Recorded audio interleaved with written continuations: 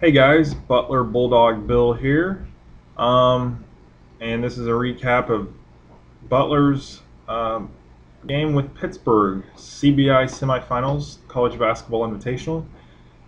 This game took place 2 nights ago at Hinkle Fieldhouse in Indianapolis, and I predicted that Butler was going to lose this game. Pittsburgh, like Butler, has been a very young team this year, but as the season wound down, they really started to improve a lot. And throughout the College Basketball Invitational, they had been destroying teams, and Butler hadn't really had much of a challenge, and they weren't winning by a whole lot, maybe the lower end of the double-digit points. But Pittsburgh did win this game 68-62 in overtime. Which was a shock to me because Butler actually had a chance to win this game, and I really didn't feel like they would ever be in it to win it at the end. But they were. And Kyle Marshall for Butler was sensational. He had 22 points. This was his career high, and it was a great game by him. It was a great game by Ronald Norred defensively. He was in charge of guarding Pittsburgh's leading scorer, Ashton Gibbs. Ashton Gibbs was 0 for 8 shooting, and he had no points. So Butler did a pretty good job, with that game plan of, sticking like glue to Ashton Gibbs. Problem is Butler, they did pretty good. They were all right on their shots. It wasn't a horrible game shooting. Their problem was closing out the game, and they had a 3-point lead with a little over 40 seconds to go. And, they gave up a 3-pointer, which tied the game.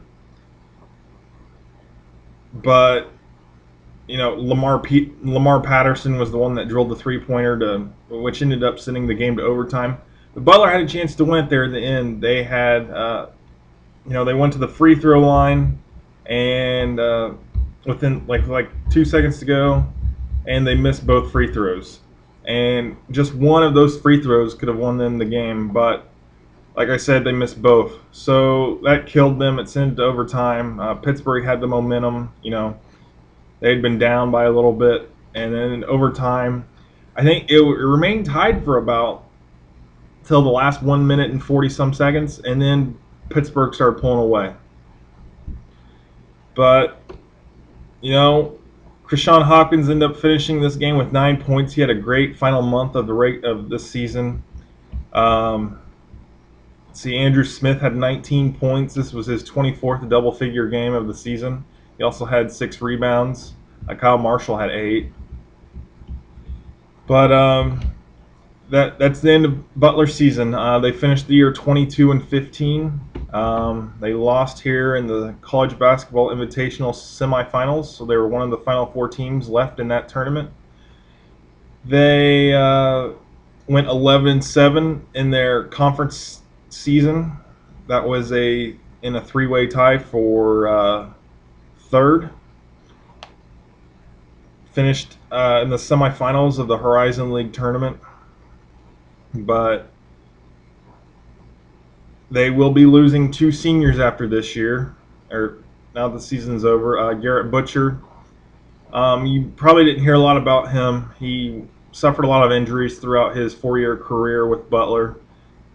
Garrett Butcher, when he did play, he could really stroke the ball, and he had a lot of potential. He was a pretty good player when he was able to play. He made a couple of appearances in the NCAA tournament games over the last couple of years. But the big player that Butler will be losing is Ronald Norred. Ronald, not so consistent of a player on the offensive end, but it was defensively that was his strong suit. This guy was all over the defender.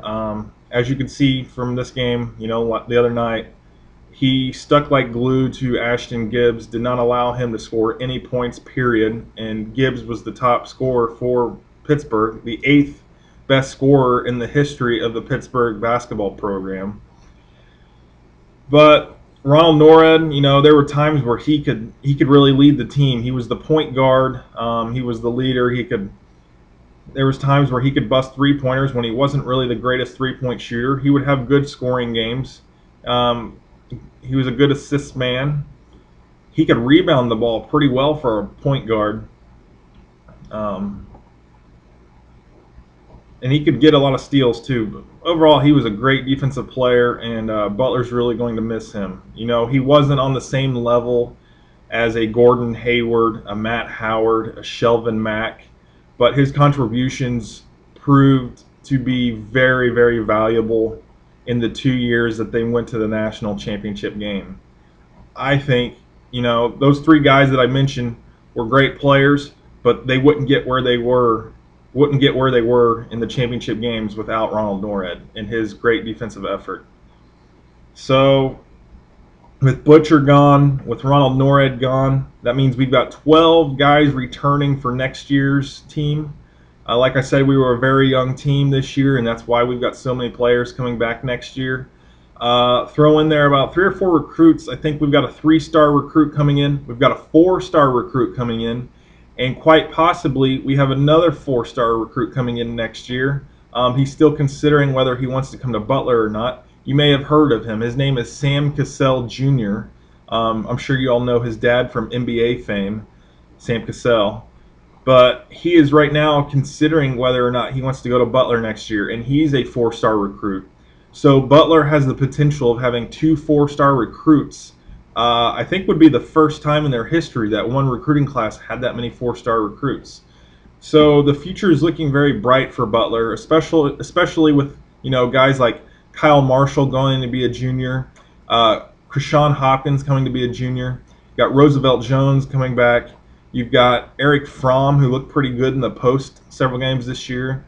Andrew Smith will be a senior. We're hoping that he really gets to toughen up and his game improves a lot. Alex Barlow never really played during the regular season. He played several games in the College Basketball Invitational, and he looked pretty promising. He's just a freshman. He'll be a sophomore next year. But there's a lot of other guys that, could really help this team coming next year, and I'm really excited to see what will take place. But, like I said, that's the end of the season, though, and it's still, let's see, it's March, so 8 more months until Butler's next game. I think there's a possibility they could be a top 25 team next year, and they could make a deep run in the tournament again.